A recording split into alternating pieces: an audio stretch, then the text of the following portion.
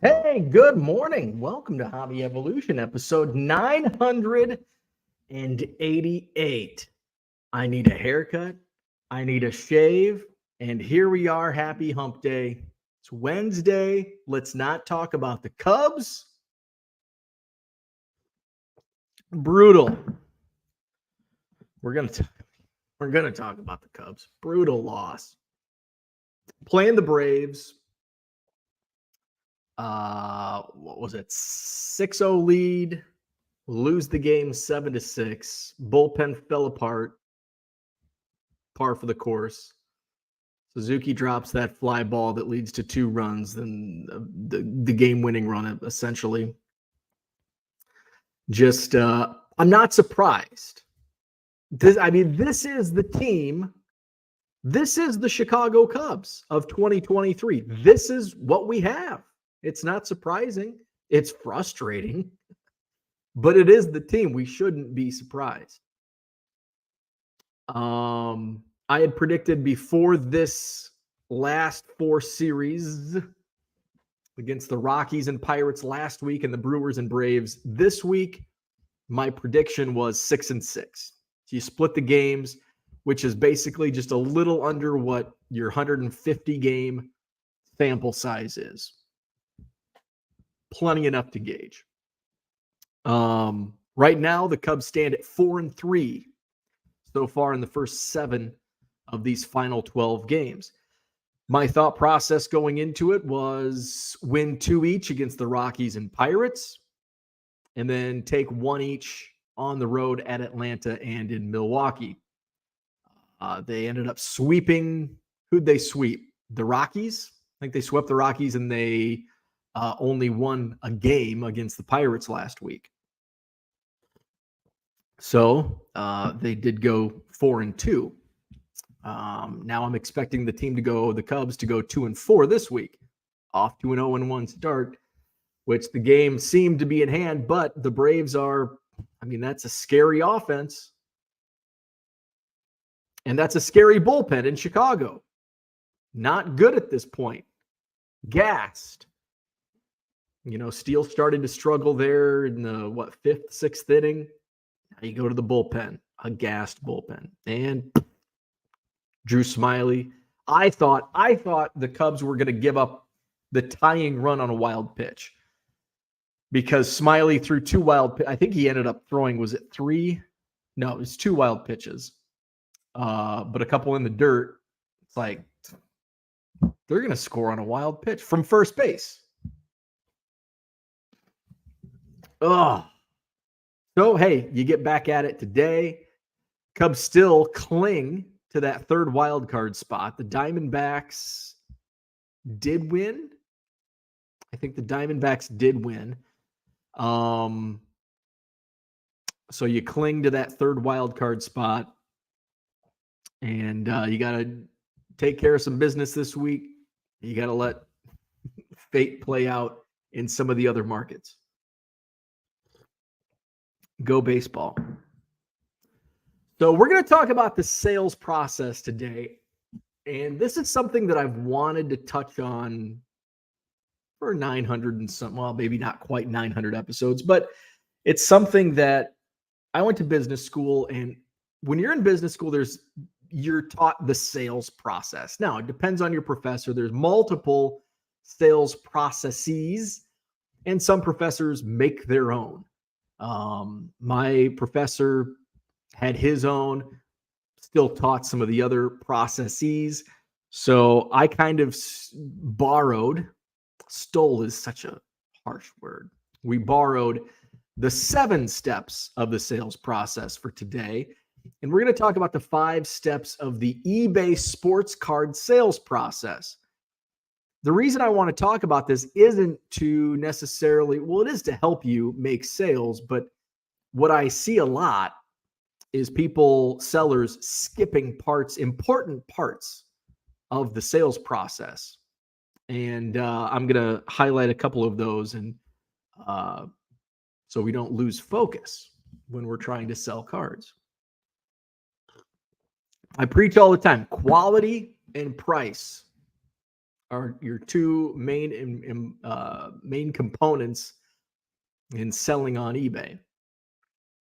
So we will touch on that, but there's parts of the process as well that I think get overlooked at times, especially by me. So we'll talk about that today. As Kyle jokes, when we get there at about 8:15, I've kind of I haven't my shows have been going short lately. I've only been doing like 45 minutes. One went really long. Well, that was the show. Show reviews always go long on Monday.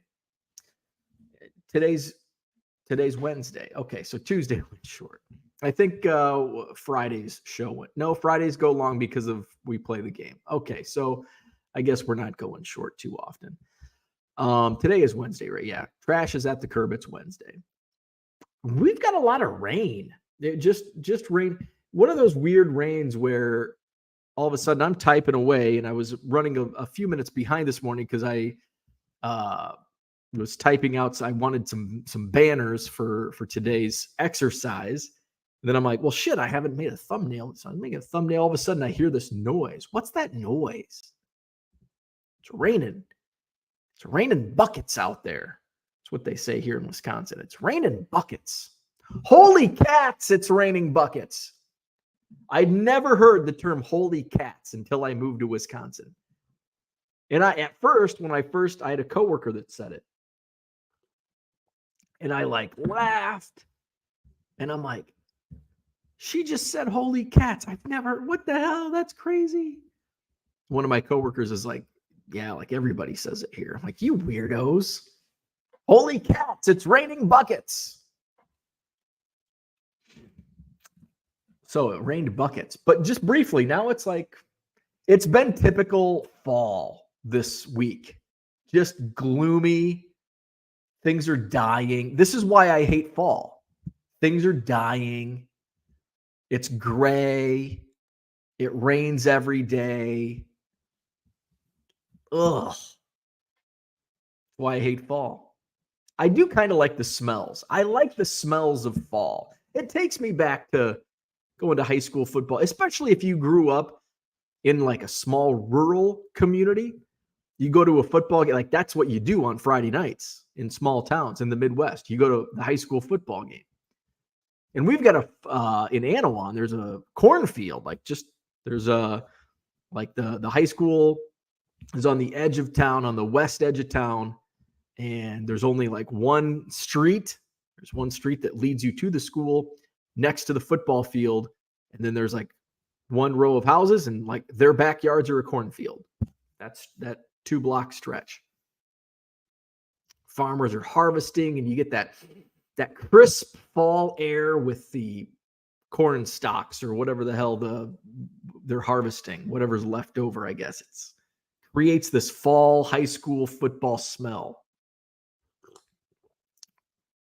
I quite enjoy that smell. Steve's in the house. What's up? We're just not going to talk much about the Cubs this morning. At the beginning of the year, I'm like, this team, the way it's been built, kind of reminds me of that 98 season. A lot of turnover, coming off some bad years. 96, 97 Cubs were terrible. 98, all of a sudden, hey, we've got kind of this mishmash of players. And then they're off to a hot start. They have some good highlights, the Kerry Wood game, the home run chase. They're playing well in first place. And then they kind of go through typical Cubs, letdowns. And then the letdowns were culminated by the Brant Brown. Oh no! Ron Santo in the booth. Brown dropped a lazy fly ball just like Suzuki did last night against the Braves. If you remember, the Cubs did end up winning. It went to a one-game playoff. A one-game playoff in 1998, which the Cubs won, only to get swept in the playoffs, which is, I feel the Cubs are going to limp. I still feel the Cubs are going to limp in the playoffs. This is the Cubs. This is the Cubs. They are playing Cubs baseball that they've played for 157 games this season. This is Cubs baseball. This is what we've seen all year long. It shouldn't be a surprise. Even though it shouldn't be a surprise, does it make it less frustrating? Absolutely not. I'm still cursing at the TV. But this is Cubs baseball. The Cubs aren't going to go 5-0 the rest of the way. I think 2-3 is probably, they'll win 2 games. They'll probably take one out of Atlanta, probably take one out of Milwaukee. I think anything more than that's a bonus against these 2 teams because the Cubs are not that good. The Cubs are not in the typical playoff, what we grew up with. Some probably grew up before the wild card in only 2 divisions, but we're going to talk about 80s kids and 90s kids, one wild card. Although the wild card is kind of a new concept. I guess it's 80s kids. It was not introduced until the 90s. Anyway, I grew up with the wild card as a teenager in the mid 90s. Let's just say it there.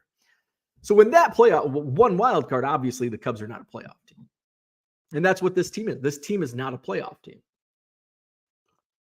If the Cubs go to the playoffs, they're going to play a playoff team and lose and probably get swept. That's my thought on the Chicago Cubs. Are they a playoff team in 2023? Yes. Barely, but yes. Are they going to win a playoff game? Probably not. Probably not. Let's see. Kyle, what's up? Good morning. Interesting title. Once we get there at 8:15. We'll try to get there a little sooner. We'll try to steer that ship and get there faster. Shane, good morning. Carlo does vintage in the house. Good morning to you. George is here. What's happening? Grinding for good. Happy hump day. It's also trash day. My trash bin is at the curb. Trash is at the curb, getting all soaked. It seems like it always rains. This is totally anecdotal. I need to start writing this down because I mention it a lot. It always rains on trash day. Or as we approach winter, snow. The annoying part is when it rains after the trash has already been picked up. And like now I work from home, so it's not a big deal. But when I worked in the office, the trash gets picked up at, say, 8 o'clock. I'm already in the office. I come home, say it rains all morning. I come home for lunch at 1 o'clock. That's usually when I took my lunch. It's been raining for 4 hours, 5 hours.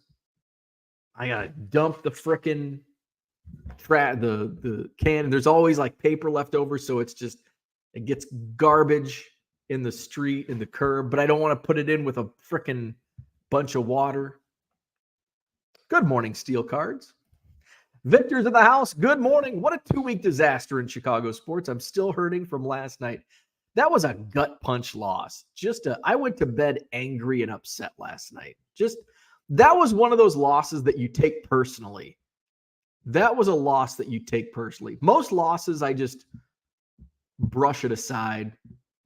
Get the next one. Last night hurt. That one hurt. David's in the house. What's up? Good morning. Johnny M is here. Good morning. Finally reached 6,000 listings, one listing at a time. That's how you got to take it. You know what I've found, and we're going to talk more about this. I'll dive deeper in when we talk about the 5 steps of the eBay sports card sales process, is I'm finding more joy. And I think I'm finding more joy because I'm listing better cards and cards that move. I'm not chasing numbers. I think a lot of eBay volume sellers get caught up in listings. I have listings. I have 50,000, 100,000, 115,000 listings. Doesn't mean shit if you don't sell anything.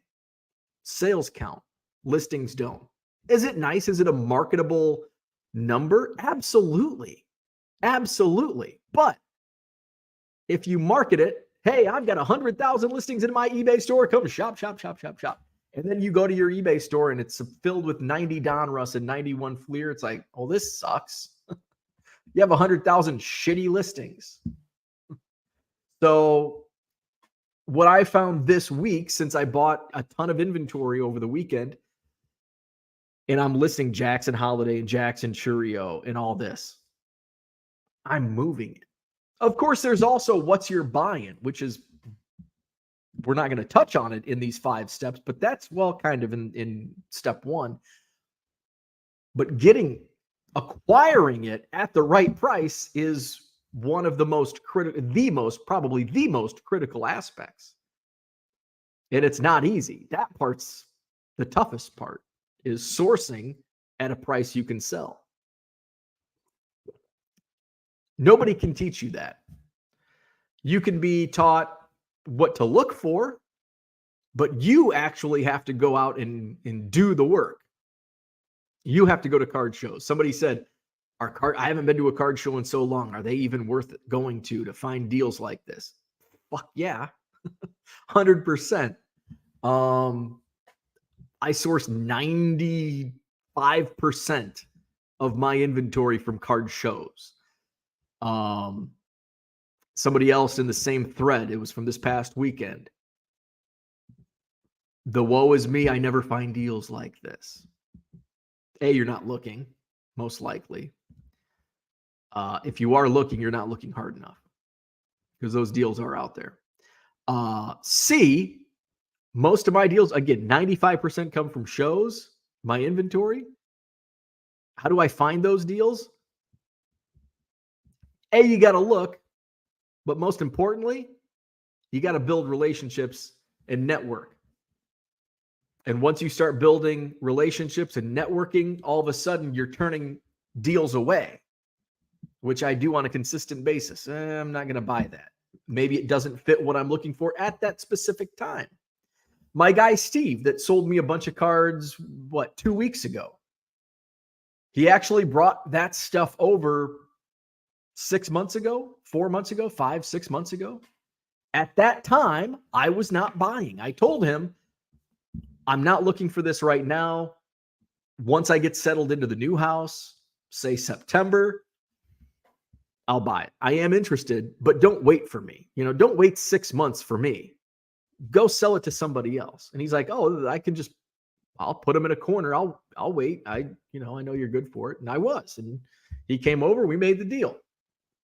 So just because I wasn't ready for it in May doesn't mean I'm not going to buy it in September. And then there's other things that come up and it's like, hey, I've got 100,000 cards. Okay. Is it 80? That's my first qualifier. Is it 80s and 90s? Yeah. And I think one of my dealers was asking me about this over the weekend, and it's like, and it might have been 100,000 cards. I can't remember what number he gave. And I'm like, is it 80s and 90s? He said, yeah. And I'm like, I'm not interested. And if I was, I'd be buying it at like 20 cards for a penny, because I've got so much of it. Does it mean it's only worth 1/20th of a cent? Absolutely not. Absolutely not. But when it's bulk commons like that, I sell it for about 8 cards for a penny. So I'm not going to give you 5 cards I'm not going to buy 5 cards for a penny when I'm turning around and selling it for half that. So typically if it's 80s and 90s, like, no, unless it's like chock full of Griffeys and Bo Jackson and Barry Bonds. If it's specifically that type of stuff, then I'll consider for sure. Absolutely. But if it's Paul Ossenmacher, 92 Donruss, no, can't do it. So we're going to talk more about the sales process. John, good morning. I should say good afternoon to you. Managing to catch one live, which seems increasingly rare at the moment. Hey, we're still here. No worries. Flawed Thinker, what's up? Oh, come on, man. Go Cubs. We're rooting for the Cubs. We're rooting for the White Sox. We're rooting for the Cardinals, for Christ's sake. The Cardinals. But the Brewers did clinch the National League Central last night with the Cubs' loss. Not surprised. Not surprised. That was a foregone. I pretty much was resigned to the fact last week when the Pirates won 2 out of 3, I was then resigned to the fact that the Brewers are going to win the division. I mean, actually, to be honest, I kind of thought it all along, but you still, as a Cubs fan, you hold out hope. And then going into this week, if the Cubs sweep and the Brewers lose all 6 games, the Cubs win the division. What are the odds of that? Not good. Not good at all. Although a little better because the Cubs and Brewers actually played each other, so you weren't relying on other results. So at least 3 of the 6 games, you controlled your own destiny. Good morning, Red Light 34. What's happening? Max says he didn't drop it. He completely missed it. That's true. That's true. He didn't even, I don't even think it was a can of corn. And I don't even think, did it even hit his glove? I don't even think it hit his glove. Didn't even hit his glove. Red Light 34 says hit that like button, subscribe to the channel, all that good stuff. Hit my eBay store up, link in the description. Also, you can visit 99centcards.com. A bunch of great new inventory added. What did I add? Here's just a sampling of what I added. Oh yeah, I added some really good stuff from some of the bulk buys and bargain box buys. There's a few Julio Rodriguez rookie refractors. I think there's 2 or 3. I've got some Sapphire, William Bergola, Nick Yorkie. Jet Williams, who's I'm moving his paper. I've almost sold out 200 paper firsts of Jet Williams. I've got a few, I think like 5 first refractors. Chase DeLauder, Sapphire. I think these are my most recent ads. Drew Gilbert refractors, some Ray Waves, Ellie De La Cruz, a couple of his refractors. Cutter Coffee gold paper. This one already sold. Grayson Rodriguez rookie refractor. That one sold last night. I think one of the Julios sold also. Churio, one of my Ellie's mega box. This sold already. So a lot of good stuff. Churio Holiday, J-Rod Acuna. Actually, yeah, there's an Acuna Bowman's Best. This is like the mini diamond refractor numbered out of 299. So that's in there. So check out my eBay store. If you buy by the way, if you buy 7 or more regular price, and most of those are comp to what they're most recently sold for. You buy 7 or more, you get 25% off that regular price. So they're already right at comps. You save 25% buying 7 or more. So hit that eBay store up.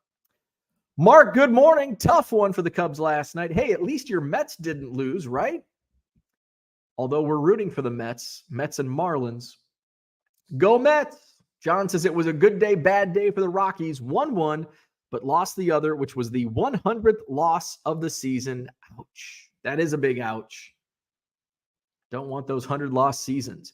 Mets season in a nutshell. The grounds crew didn't cover the field when the team was on the road. They didn't see the cyclone on the news. Oh, man. That's tough. Sal Dougie, good morning. Congrats to the Brew Crew. Harlan's in the house. Good morning. Mets Marlins postponed without a drop of rain falling in New York. That's interesting. That's tough. That's tough. James says he sent me an offer on the DeLauder Sapphire. I've got a couple offers. I will say your offer is the lowest of the offers that I've received. I tried a sales class in college one time. Then the professor said half our grade was based off a half-hour sales pitch, which would be done in front of the class. That was my last day in class. So, hey, at least you recognized, because public speaking is not fun. Even for somebody that does it, it's still not fun. I used to do it all the time, and I hated every single presentation. I hated every second of it. Once it was over, I loved it. Once it was over, I loved it. But yes, at least you recognized on the first day that it was not going to be for you. I hate in-person sales. I'm all about online. I just don't like people. I love people. I prefer doing stuff online. I don't even like talking on the phone. Like, just text me. When I talk to dealers and potential dealers at card shows, they're like, "Oh, what's your contact information?" It's got my, cell phone, my email, and I'm like, just text me. Just text me. Because if you call, like, I'm usually like in the middle of something, and it's like, oh, I don't want to take a break to take a phone call, and then I forget to call back. It's like, just text me, because at least I can get back at some point. May not be right away, but at some point. Card Hobbyist says, good morning. Even as a Braves fan, I kind of felt sorry for the Cubs to lose like that. Brutal. It was. It was. That's brutal is the perfect word. It was brutal. Let's go Cubs for the wild card. Don't want to face the Diamondbacks, and the Marlins are a division foe. Let's go Phillies. There you go. I wouldn't mind if the Cubs get that third. Like, it's you always want the higher speed, but if the Cubs take the third wild card, they'll face the Brewers. I kind of like the Brewers, even though the Brewers have been much better than the Cubs, and the Cubs are going to get swept by the Cubs will get swept in the playoffs by any team they play. Doesn't matter who. That's my thought. Because it's just, you can, like, even their ace can't go like 6 full innings right now. The hell's this? Remind me later. Shut up, McAfee. T says eBay Open starts. Oh, yes. Yes. Has anyone gone any help to card people? Yeah, there's actually going to be a speaker regarding cards. I signed up for it. I've never been to the eBay Open, but there is actually a sports card. So I forgot. Thank you for the reminder, because I forgot all about it, even though I got the email yesterday. Hey, don't forget, eBay Open tomorrow. But there is a session, son of a bee.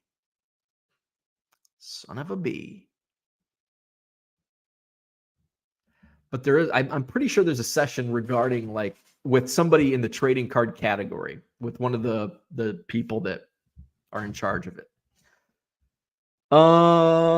Sports card ripping teacher says, any reports, did Ross have to console Ron Coomer the way that Dusty Baker had to console Ron Santo after Brant Brown dropped the ball? I don't feel that David Ross is the consoling type. I don't have that warm, fuzzy feeling about David Ross. Sounds like your garbage truck sucks leaving cans open. Yeah, because it's all automated.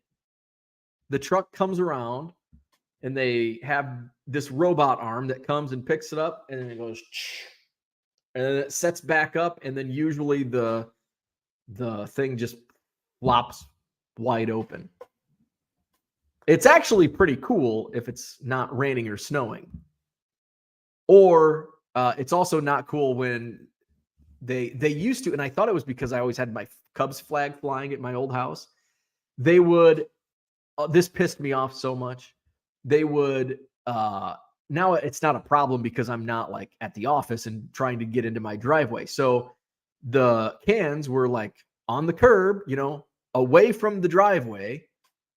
And they would, and I watched it when I had my office that looked out the front window. I saw them like, what the fuck are you doing, garbage truck driver? Why are you pulling away as you're still setting down the can? So what they would do, they would pick up, and then the driver would drive forward. And so when the robot arm drops it drops it right in the middle of the effing driveway. So then I come home from work and I have to stop the car in the street, get out, move the goddamn trash cans so I can drive into the driveway. So yeah, our garbage trucks suck. I haven't had that. Well, I don't have that issue anymore because I'm not away from home when they've already picked it up. Oh, go get them. Yeah, sucks. Sports card ripping teacher. Come on, guys. Was it over when the Packers were down 17? It's not over for the Cubs. Everyone have a great day. The way the Cubs blew that game, I thought I was watching the Mets. Yeah, they metted. Michael Renicky, what's up? Good morning. Charles in the house. Good morning. Matt Skaggs is here. What's happening? By the way, we've got at least three dealers in the chat. Matt Skaggs, you'll see him this Saturday at the Madison Card Show. Let's pop up that banner. Don't forget, that's this Saturday. Tables are sold out, by the way. Matt Skaggs will be there. Michael Renicky will be there. MD Sports Cards will be there. All dealers at the Madison Card Show. Max says, if you've been in the hobby for more than a second and it's at least a partial business for you, the deals come to you, especially in the bulk business, without a doubt. Without question. Once you start building a reputation, people are like, hey, this guy buys your junk. This guy will buy your junk. Now, some junk is just junk. Some junk, a lot of the bulk buys, it was junk to somebody that they were willing to sell it for pennies on the dollar, and I'm their huckleberry. Yeah, I'll take that. I'll flip it. Heck yeah. Johnny Boy Cards, what's up? Good morning. Andy Mack in the house, good morning to you. Brian, good morning. I just took a wild chance and bought Korean Pokemon booster boxes, hoping to rip and sell. Happy to report back later. I know absolutely, as I mentioned on Monday, I know absolutely nothing about Pokemon, and I'll leave that all to you. Whoever deals in Pokemon, I want no part of it. I don't understand it. I don't want to. It's kind of like hockey and soccer. I don't understand it, and I don't want to understand it. Pokemon, soccer, and hockey. Just going into my quarter boxes. George says, I had a lot of Korean Pokemon since I live in Korea, but I gave it most away to my friend's son. Landon Duke, what's up? Had a lot of fun at the Braves game last night. You should have been there. No, didn't want to be there. Good evening, Dan. What's up? Robert's in the house. You were talking about a bulk lot being full of Ken Griffey Jr. and Bo Jackson and Barry Bonds. I have a ton of Barry Bonds cards out, but I just can't seem to sell them. I can sell Bo and Griffey. I was just throwing out names. But I do sell Barry Bonds every once in a while. But yeah, Griffey and Bo sells a lot faster. Again, remember, I'm paying like a half penny for these cards. So if a few don't sell, it's okay. Let's see. Dan will be in the Philippines Friday through Tuesday, so won't be around. That's awesome. T206 Kid says, I hated public speaking in high school and college, and then I go on to Louisville Slugger for 6 years where I gave tours to 400 people a day. I'm in a very similar boat. I was one of the most shy kids ever. Certainly in my school, I was very, very shy. I dreaded being in public. I had social anxiety. The thought of getting a job paralyzed me. And what do? I think what helped was I had a paper route at a young age, like 5th, 6th grade. So at least I was starting to communicate with other people, with adults. And then I started working at the grocery store, and I was absolutely dreading that human interaction. And then I go into radio, and it's a joke to all my parents' friends. In fact, we talked about this at my buddy's wedding over the summer. They're like, you were a mute. If somebody said hi, you would cover your head. Yeah, I still don't like people. And then you work at the grocery store, and then you go and work in radio, and what the hell happened? I don't know. I guess I grew out of it. But I still hate it. I still don't like public speaking or events with strangers.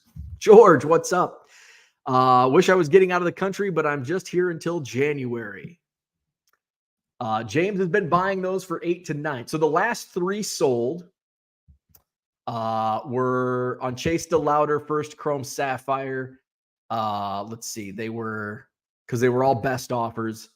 One was I think 12 something, 1270, 1263. The cheapest was 965. And then one was 11 something. So the last 3 sold on Chase DeLauder First Chrome Sapphires ranged between 965 and 1365. Mine are priced at $12.50. Buy 7 or more, get 25% off. Get them even cheaper than comps. An old Seinfeld bit, public speaking is the number one fear for many people. Death is number 2. So some people would rather be in the casket than give the eulogy. Love it. Love it. Brian says to George, there's a set from 2021 that is about $50 for 30 packs and has $500 to $1,000 chasers. Even non-English cards fetch good money because of the art. I don't think we have ever had our lid left open on either our recycle or garbage. You're lucky. It's pretty common here. Pretty common. Do you have the robot arms, or do you have somebody manually doing it? Let's see. George says, yep, I'm just not really a seller. I just give stuff away. Korea isn't a great market for selling most of the time. Josh is in the house. What's up? Good morning. Been watching from afar for a bit. Finally watching live. Appreciate your insights to volume. eBay selling up to 12K listings, selling about 300 per month. Time for some better cards. There you go. Get those numbers up. Peeps, what's up? Garbage guys are always White Sox fans. George says, I've never gotten a high dollar card out of any of the Korean boxes I've opened. $1 or $2 max on most boxes. Probably opened 30 boxes over the years. Uh-oh, Brian, you might be in trouble. Let's see. Ashish says, Cubs fans drowning in their tears this morning. I'm about to go to work on my car like real men do. George says, good luck. Yes, robot arms. We have running water too. Wow, I didn't realize you got running water up there. Maybe less houses to get to, so more quality work. Could be. Could be. Could be. All right. So let's talk eBay sports card sales process. So let's present. So my 5 steps of the eBay sports card sales process is stolen from one of the many sales step processes. This was, I just grabbed it from Lucid Chart. The 7-step sales process, which is prospecting, preparation, approach, presentation, handling objections, closing, and follow-up. Now, many of the sales processes are based around outside sales. So, you know, you're going door to door selling, I don't know, vacuum cleaners. What do people sell door to door? Do people sell door to door? Girl Scout cookies. I don't know. Popcorn for your FFA. So we're going to tailor our sales process to eBay sports cards, because you can read all of these sales processes, and it's like, well, this doesn't make sense for what I do and what I sell, and that is true. So the first step on this is prospecting, with preparation is number 2. So let's go to our banner. So my first step in the eBay sports card sales process, prospecting and preparation. So we're going to combine the 2. How we're going to tailor this to sports card sales on eBay is what is selling. What is selling? So this is basically doing a little research. Before I go to a card show, sometimes I'm looking around at also conversation. James is in touch with prospects and what's been moving. Other people are as well. And sometimes I get it from those sources. Sometimes I just get it in casual conversation at a card show. Oh, by the way, this card's selling for that, blah, blah, blah. Oh, I didn't know that. Sometimes it's from in the chat. Sometimes it's on blowout forums. Sometimes it's on Twitter. The more you kind of swim in the ocean of hobby content, the more you just randomly pick up. I understand for many of you, this isn't a full-time gig. So you don't have that time to just constantly look at hobby stuff. I'm a nerd and I don't have any other hobbies, so that's what I do. So we're going to research what's moving. Who are people looking for? Go to eBay, look it up. Sometimes you can be digging through a bargain box at a card show, Well, this looks like it might be something. Case in point, I don't know if I have it over here still, but there was a Mike Piazza, like a gold card from the 90s. Now, most 90s cards are kind of junk, commons, even inserts. But I'm like, this is gold. This looks like something. What I've learned about 90s inserts is most of the cards that look like something are commons. And then all of a sudden it's like, this card is worth $100. It looks like a common. So I find myself comping more and more 90s stuff. So I look at this 90s Mike Piazza. It's in a dollar box. I bought the dollar box in whole for $200. Got it for a nickel a card. Look it up. Hey, this is a $10 card. This comps at $10. Sells for $10.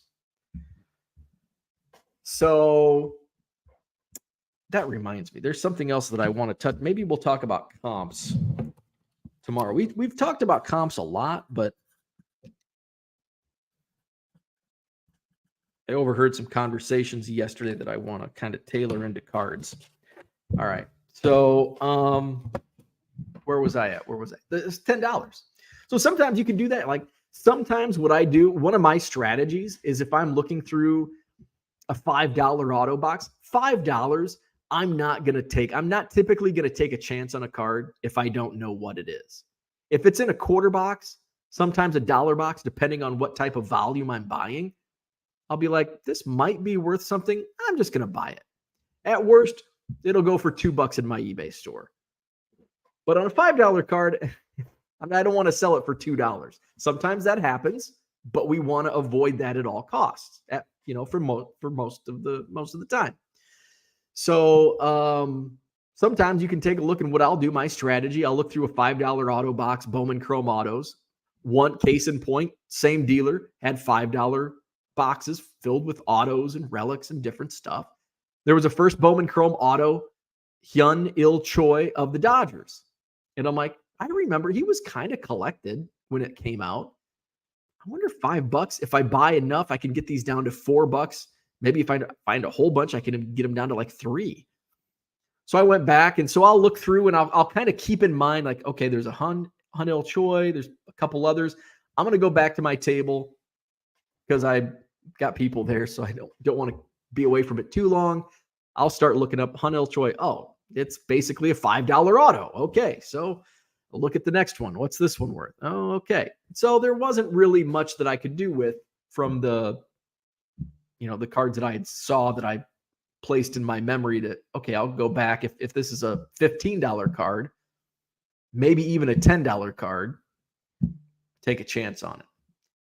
So prospecting and preparation. What is selling? Knowing what is selling is more important than actually selling. Because if you don't know what is selling and you just start listing, you're going to not make sales and burn up a lot of your listings.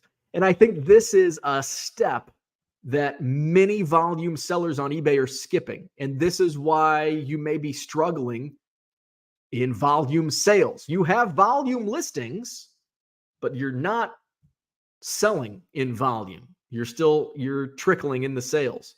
Listings are up here, sales are down here. Why is that? Maybe you're not preparing your listings. And what I mean by that is preparing what is going to sell. Because not everything sells on eBay. That's kind of a thing that I used to say. I don't like saying it anymore because not everything does sell on eBay. Sometimes it does. Every once in a while, I'll sell a Todd Marinovich card, but it's not like I can throw 10 Todd Marinovich cards and they're going to sell next week. I may throw 10 Todd Marinovich cards on eBay and one sells a year later. And then I can post, hey, look, everything sells on eBay. But it's kind of that picture of the iceberg. What we see, this small little iceberg poking out of the ocean, but what is beneath that iceberg? This giant, monstrous, ship-sucking rock iceberg, whatever the hell it is. So prospecting and preparation, huge. That's why it's the number one step. You got to know what is selling before you actually list the cards in your preparation to sell. Before we move on to the second step in the eBay sports card sales process, let's check out Shane's most recent comment. He says, people who are registered for eBay Open today, are you watching all day when it starts, or are you just tuning in for the sports card and shipping section? I don't know what I'm going to be doing. I'll probably be in and out I'll be doing a lot of shipping today. So it might just be background as I ship. I'll probably turn it on whenever it starts. I'll turn it on. And if it's not of interest to me, I'll turn it off and try to go back another time where there's something that applies to me or something that I can use. That's my strategy, I think. John says, what is your title template for listing on eBay? Year, brand, player, etc. That's a great question. And I don't think it really matters. I honestly don't think there's, I think search is advanced enough you don't have to get gimmicky on how to title your listings. As long as you have the necessary information in the title, that's key. My strategy is, this is a Stephen Kwan mini Allen and Ginter. So my listing would be 2023 Allen and Ginter mini 181 Stephen Kwan Guardians baseball card. And I like to put baseball card, football card, basketball card, especially if you have leftover, because what are people actually searching? And don't think of it as a vacuum as a hobbyist, because a lot of people that buy sports cards don't know sports cards. So when Ethel's grandson wants a Stephen Kwan baseball card, what's Grandma Ethel going to search on eBay? Stephen Kwan baseball card. And it doesn't matter if you have Stephen Kwan first or the year first or the brand first, people are going to find it.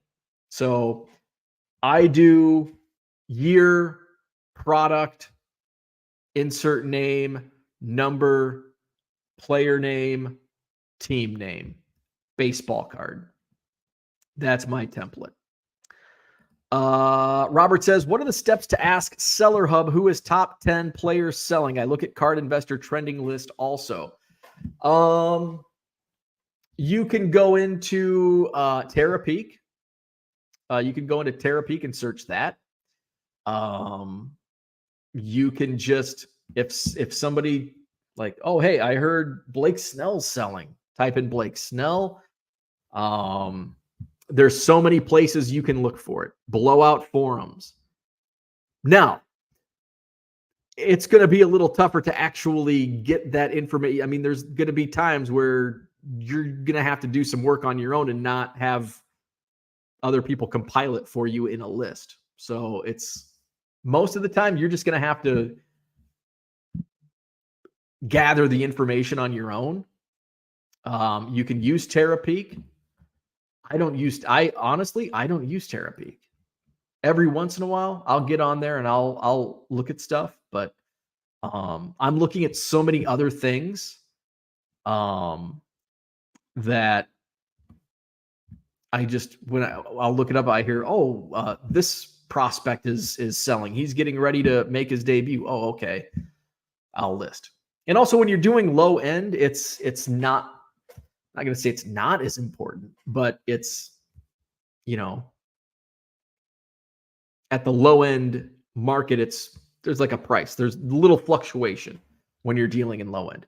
Baseball card curmudgeon, what is up? So we're going to go on to the second step of the sales process for eBay sales. So again, step one, prospecting and preparation. What is selling? That's very important. Number two, presentation. So we just use the name from the 7 steps of the sales process. Presentation means listing, which kind of goes hand in hand with what John just asked. Now you're actually listing. You've done the research. You know that Aaron Judge and Ronald Acuna and Julio Rodriguez and Jackson Holiday, they're all selling. So now we have acquired those cards to resell. So now we have to list them.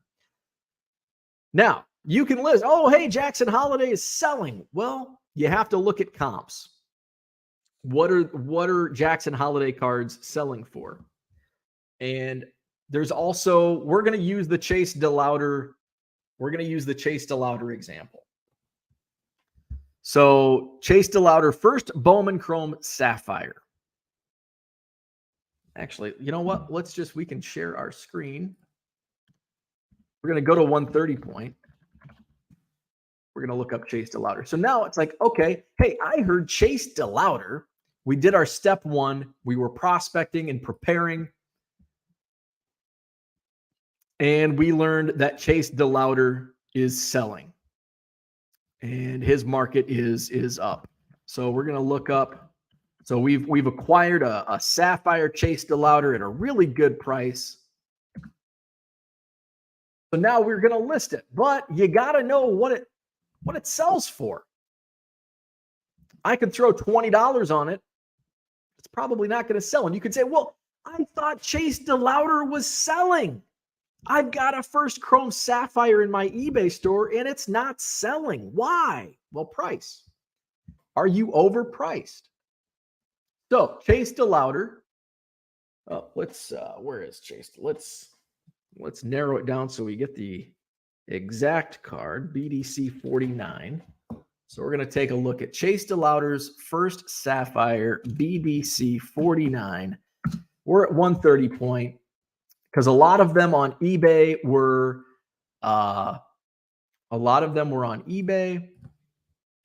best offers. Now, also keep in mind, 130 point does not include shipping. So even though this most recent comp on Chase DeLauder is $9, the buyer didn't pay $9. I think this one was actually $14 after shipping. Yes, $505 shipping. So the last sale on this.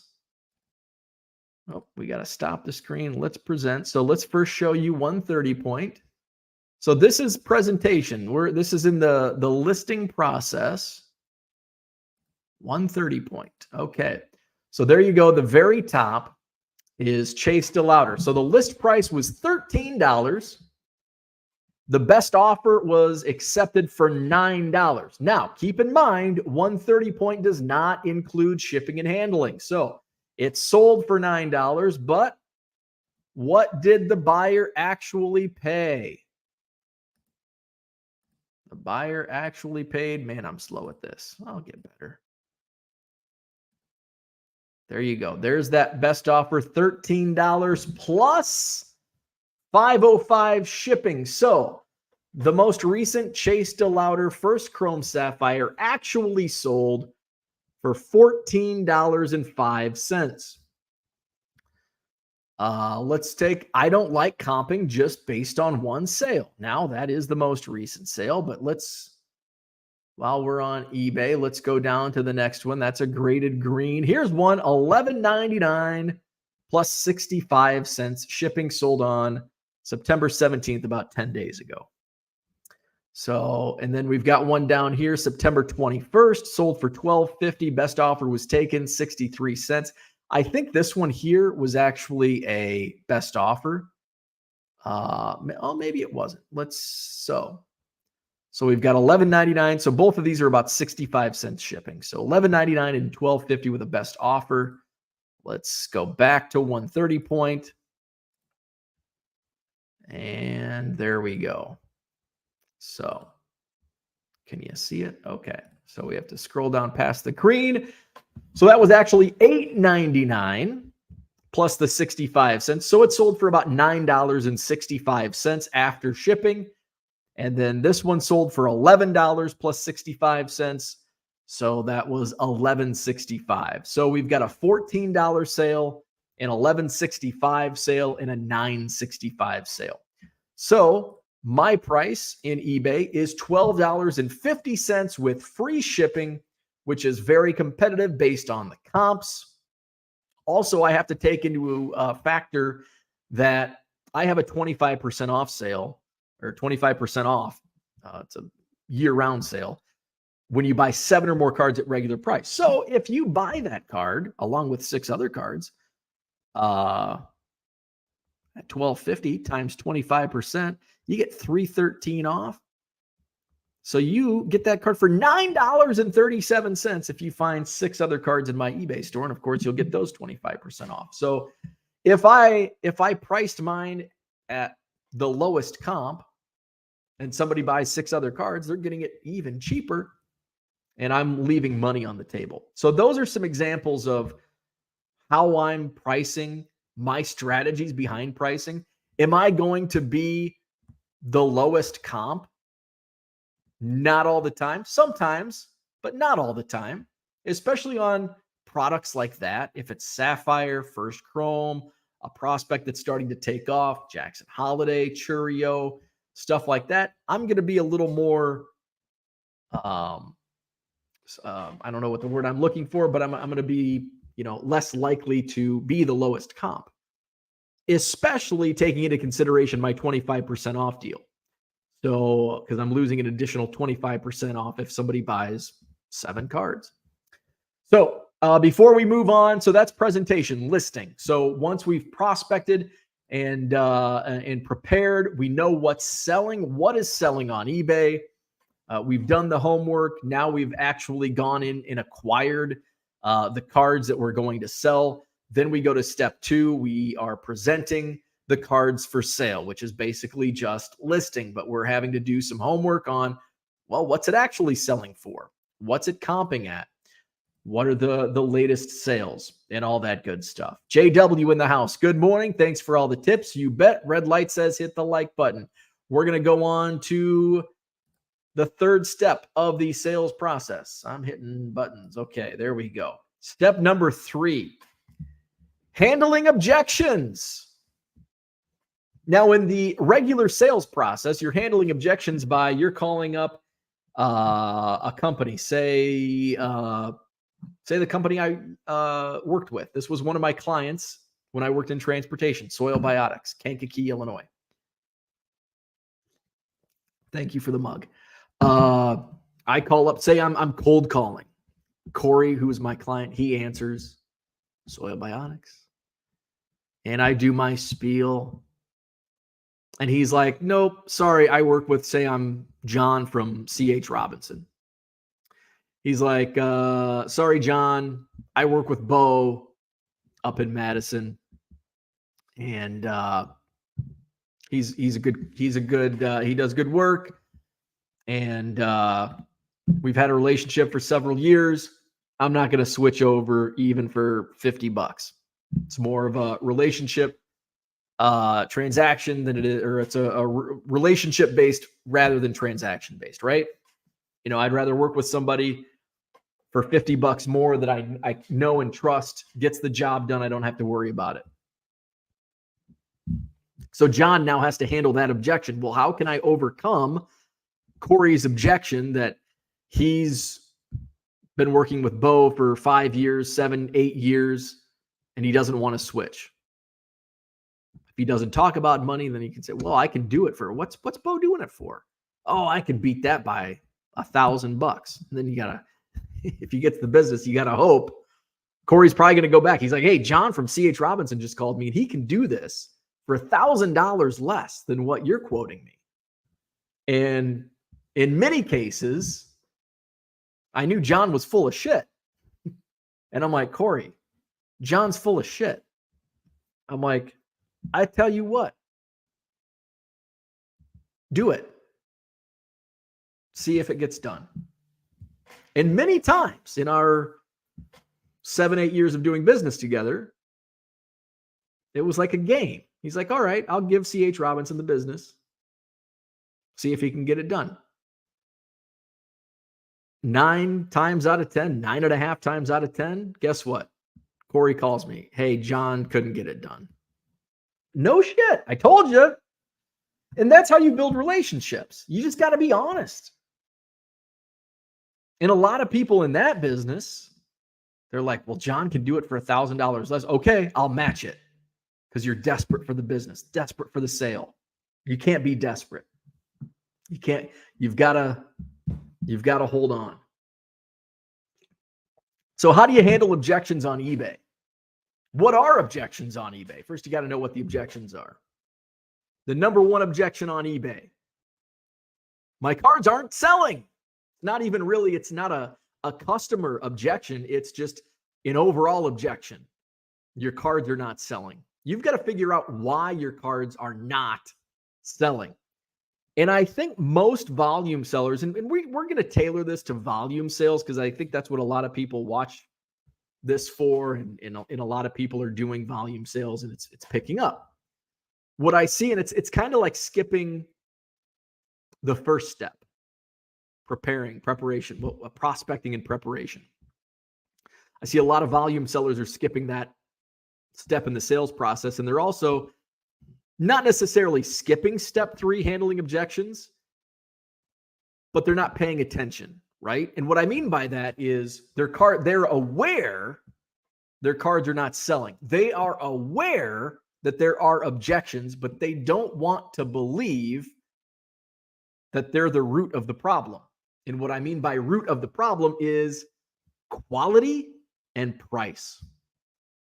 And I can go into an eBay store and I can tell you why your cards are not selling.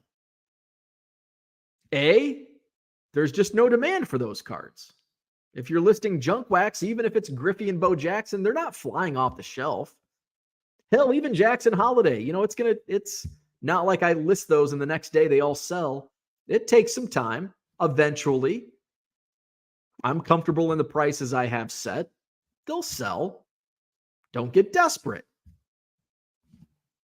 But I think a lot of people ignore what's smack dab right in their faces. They don't have quality that's going to move fast. Now, will you sell that Todd Marinovich 91 Upper Deck? Probably eventually. Are you going to sell it in 24 hours, in a week, in a month?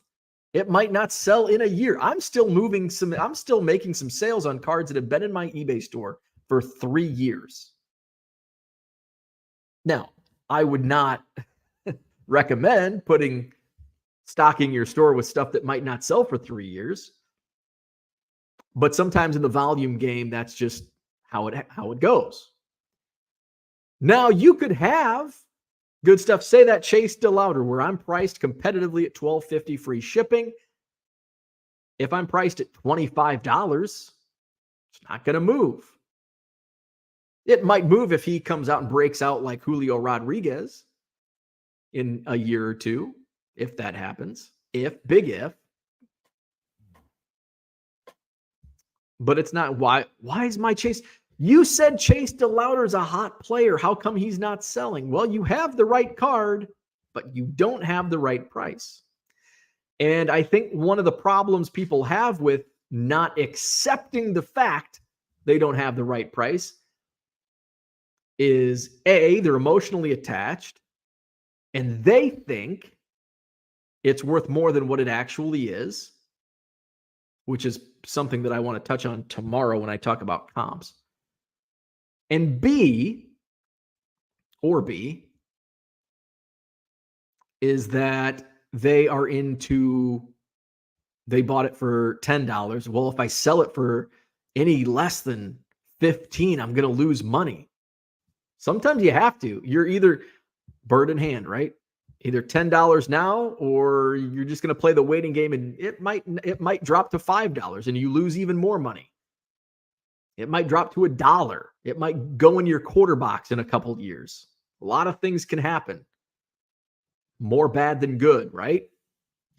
So I think a lot of volume sellers skip this step, not necessarily skip it, but don't accept reality. Why are your cards not selling? And there's 2 reasons. And it could be both, but it's either or. It's either the quality of your cards, your inventory, or the price. And sometimes it's both. Okay. So that's step 3, handling objections, why your cards are not selling. Before we get to the 4th step, again, there's only 5 steps. We'll wrap this up. Hey, it's almost 8:15. Let's go into the chat. JG says, I enjoy declining lowball offers just as much as selling a card, LOL. Mark says, thanks for all you do. What do you consider a volume seller? Subjective. I think a volume seller would be just throwing 5,000 or more listings. But again, if you have 5,000 listings, but you're only selling 5 cards a day, you're not really a volume seller. You're just a volume lister. So I would say, what's the definition of a volume seller? It's subjective. Like vintage, the term vintage in the hobby, where's Cooter? It's subjective. To me, 1994 is not vintage. But to somebody that's 20 years old, it's absolutely vintage. Just like when I was, in 1994, I thought 1987 was vintage at that time because it was, before I started collecting really. So I think volume, the term is kind of subjective. If I had to put, 10,000 listings, 5,000 listings. But also, if you're not selling that many, what, and then you ask, what would you consider a volume seller? 50 or more sales a day. I think that's pretty high volume. Now, in the grand scheme of things, not many people are doing that on eBay. That's just a fact. So it's all subjective. All subjective. When I was making 50 sales a day, I did not consider myself a volume seller. Once I got to like 70, then it's like, okay, yeah, this is probably volume selling territory. JW says, how long did it take before you started selling, let's say, 10 to 20 plus cards a day? That's kind of hard to answer because I didn't really start heavily listing cards until the big hobby boom during COVID. I didn't hit 1,000 listings until like the COVID boom. I think I was going into COVID, I was at 800 listings. But there were some days, and because I'm trying to think back, I remember early on, I was starting to ramp up my sales and listings going into COVID.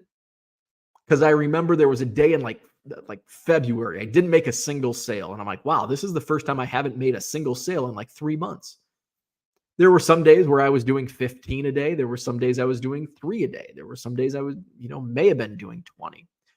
So it wasn't, and that's hard to answer because I didn't just one day say, I'm going to start selling in volume on eBay. It was just gradual scaling up. And there was never really, I just like, I've got time on my hands. I'm going to list. And the more listings I put up, the more sales. It was a lot easier in 2020, 2021. So that's really hard to answer because it's in today's market is so much different than what it was 3 years ago.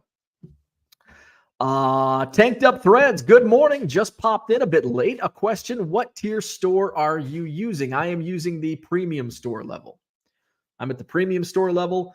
I've pretty much decided when I max out my free listings, you get 60,000 listings on the premium store. I will upgrade to the next level up.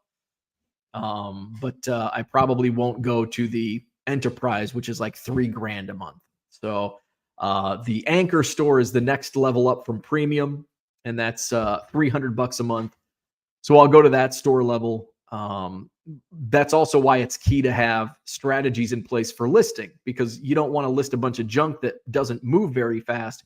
And you get to 60,000 listings, you run out of free listings, and it's like, oh shit, now what do I do? And then you've got to completely redo your entire business strategy. Cooter is here, and he says I'm still wrong on vintage. So that's the third step, handling objections. Why are your cards not selling? Just a recap, step 1 of our 5 steps of the eBay sports card sales process. Step number 1, prospecting and preparation. What is selling? That's key. Finding out what is actually going to sell on eBay, not just listing haphazardly stuff that just might sit forever. Step 2, presentation. That's the listing process. We have to look at comps on some cards. Sometimes you just know. I get asked multiple times, How do you know what goes in a quarter box? How do you know what goes in a dollar box? How do you know what to list for $2 on eBay and what to list for 10? You just do. Unfortunately, there's not a secret recipe to knowing that information. It's just sometimes I'm underpriced. Sometimes I'm overpriced. I don't comp everything. Like the pile I showed you earlier, the first Chrome Sapphires, that stuff I comped because I don't want to put just $5 on it and it could be a $20 card. I don't want to put $20 on it when it could be a $5 card. So listing process, sometimes it's tedious work going into finding comps and all that, but it is important. Handling objections was our third step. Why are your cards not selling? And usually the biggest reason is you don't have quality that people are going to buy, and or your pricing is too high. And sometimes those two go hand in hand. Sometimes it's both. All right, moving on to the fourth step of our eBay sports card sales process, closing. This is the most fun.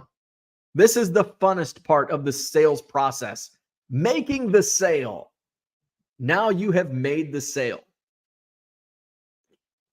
There's really not much. I mean, it pretty much speaks for itself, but I am going to talk a little bit about making the sale and closing the deal. Closing the deal is actually pretty easy online.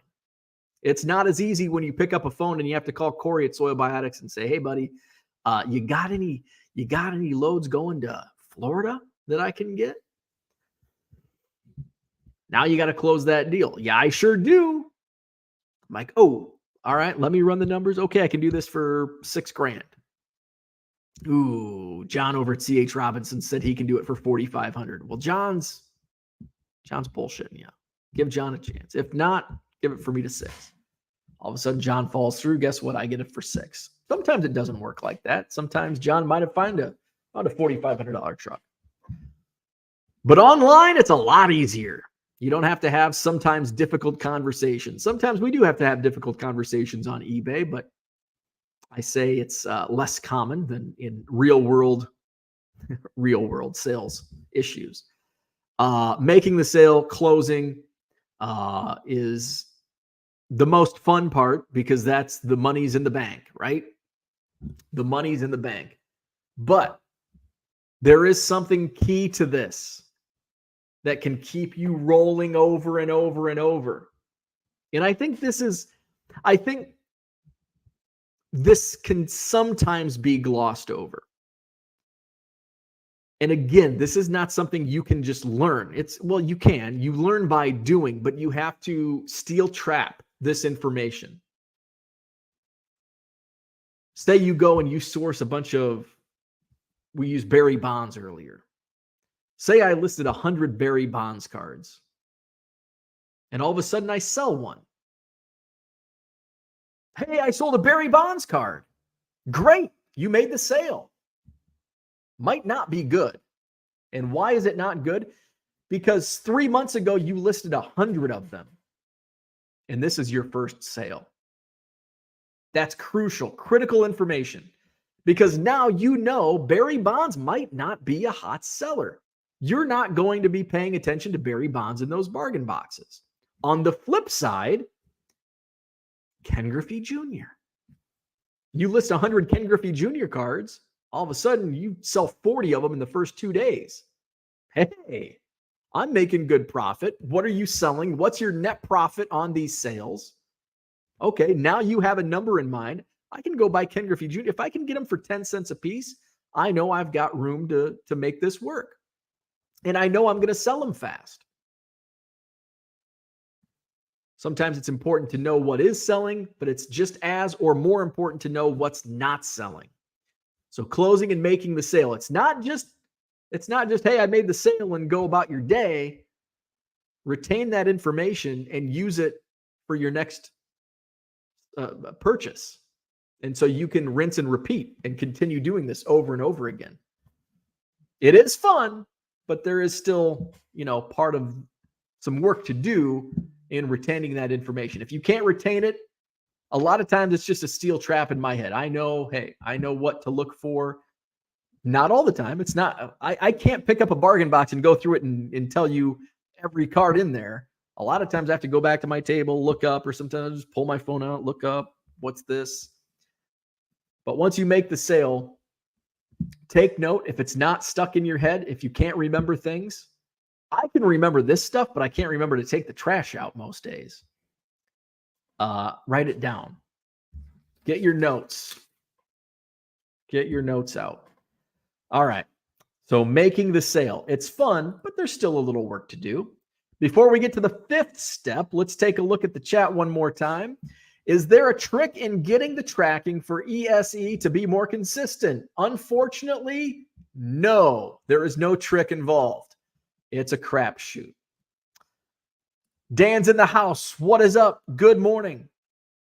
So we have now hit the 4 steps of the sales process. A little reminder, number 1, prospecting and preparation, knowing what is selling before you acquire goods to resell.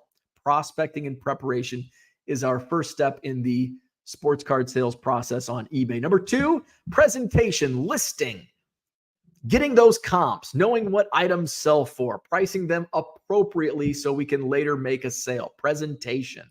Number 3 to our process is handling objections, which is mainly, why are your cards not selling? Do you have cards that people want? Do you have cards priced at prices people are willing to pay? Handling those objections of why your cards may not be selling on eBay. Our 4th step to the eBay sales process is making the sale. You close it up. It's fun, but keep that information in your head or write it down. What sold? How fast did it sell? What didn't sell? Or I guess that wouldn't be part of making the sale, but what did sell, but did it take a while? Did it take 3 to 6 months to sell 1 out of 100 Barry Bonds cards? Well, we know for future reference, maybe we shouldn't be buying any more Barry Bonds cards.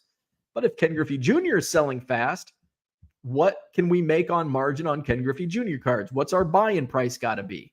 Okay, I know I can turn these around pretty quickly. Here's my buy-in price moving forward on Griffey. And we're going to stay away from Barry Bonds. That is your 4th step. And finally, the 5th and final step of the eBay sports card sales process, follow-up. This is like my least favorite, and that's why it's automated, which is great about eBay. You can automate this. Follow-up. When I worked in transportation, I worked in sales. As I mentioned, one of my clients, Soil Biotics, gave me this delicious mug. Actually, it's not a delicious mug. It's a excellent mug with delicious coffee inside. Follow-up. I loved my follow-up with Soil Biotics because Corey was awesome. We became friends. He's a fellow Cubs fan. So my follow-up involved a lot of Cubs baseball talk. But sometimes I had clients that were kind of rough around the edges, and I didn't want to talk to them. But I had to because it was part of my sales process. I had to follow up, do a little ass kissing, and that's just what you have to do in sales. Follow up. So how do we do it in eBay, on eBay? Well, we leave feedback. We send coupons to encourage future business. And fortunately, eBay allows you to automate these things. My feedback is automated. I leave positive feedback. It's the same message, and it's automated as soon as the buyer pays for the item. Because once they have made payment, the buyer's end of the transaction is over. They have bought the card, and now it's on you to pull, pack, and successfully ship and deliver. And I know it's out of our hands as sellers, but that's part of the process, making sure our customer receives the card they ordered. That's why I leave feedback upon payment, because that's when the buyer's side of the deal is done. They've made payment. Now they're just awaiting. And don't go in. A seller, if you sell on eBay, you should not have the mindset of holding out, leaving feedback until the buyer leaves feedback. That's no. That's bad business. Don't do that. Leave it when the buyer makes payment. Is it unfortunate when we have unruly behavior by our customers? Because not every customer is right. Sometimes Our customers are, in fact, assholes. But 99% of our customers are great people. 1% suck. Don't forego a good buying, selling relationship with 99% of the clientele because of the bad 1%. And yes, it's unfortunately that I've left positive feedback for buyers that ripped me off, actually stole from me. DD Angelme-0.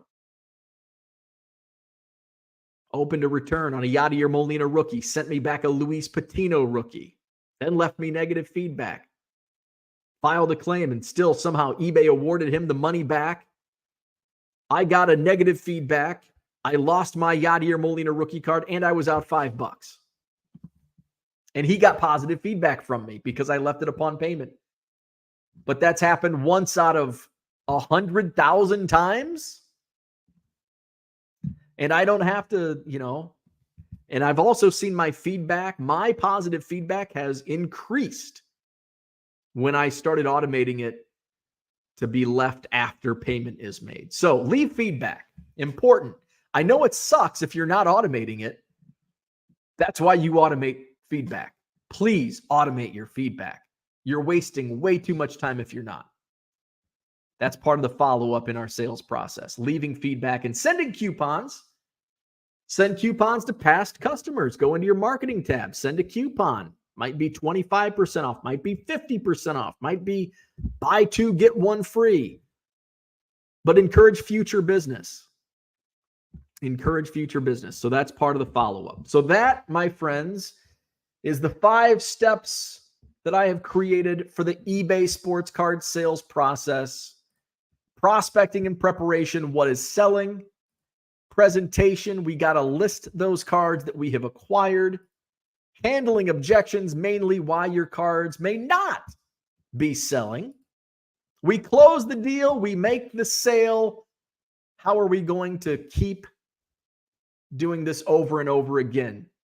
Take some notes on why that sale was made, what that sale was, and that information is valuable for future sales. And follow up. Leave feedback, send coupons, encourage future business. Thank you for watching. So, Jay's here. Good morning. Thumbs up. Hi to the chat. Salute. Thank you, Jay. Appreciate that. Hit the like button if you haven't already. Subscribe to the channel. Any questions, let me know. We'll be back at it tomorrow morning, 7 a.m. Central. If you do have any questions, hit me up tomorrow morning on the show. We'll be here live again, 7 a.m. Central. Visit my eBay store, 99centcards.com. Link is also in the description of this video. I showed off some of the hot new cards hitting my inventory. I'm going to be adding some more. Looks like I've got a lot of color being added today. In fact, I'll be listing a bunch of color, some autos, I think, in my eBay store today ahead of my shipping. By the way, the eBay Open is today. So if you are registered for the eBay Open, hit that up. I'll be probably in and out viewing that content. So thank you for somebody in the chat reminded me that the eBay Open was today because I forgot, because I forget things. And the Madison Card Show is this Saturday. Sold out show, 125 dealer tables. Show hours 9 to 3, but there are early birds that walk the show floor a little early. So get there early. You can. Sheraton Hotel, John Nolan Drive this Saturday. I'll have bargain boxes. I'm still kind of preparing my boxes for this weekend. Might be kind of a hybrid dollar box, quarter box. I had thought about doing just dollar boxes Saturday, but I'm starting to add a bunch of new quarter boxes. So probably a little bit of both. I'll have a bunch of new dollar box inventory also. So see me this Saturday. I'll be on the back wall upstairs. Sheraton Hotel, John Nolan Drive, Madison Card Show. Again, please hit the like button. Subscribe to the channel. Back at it tomorrow morning, 7 a.m. Central. See you then.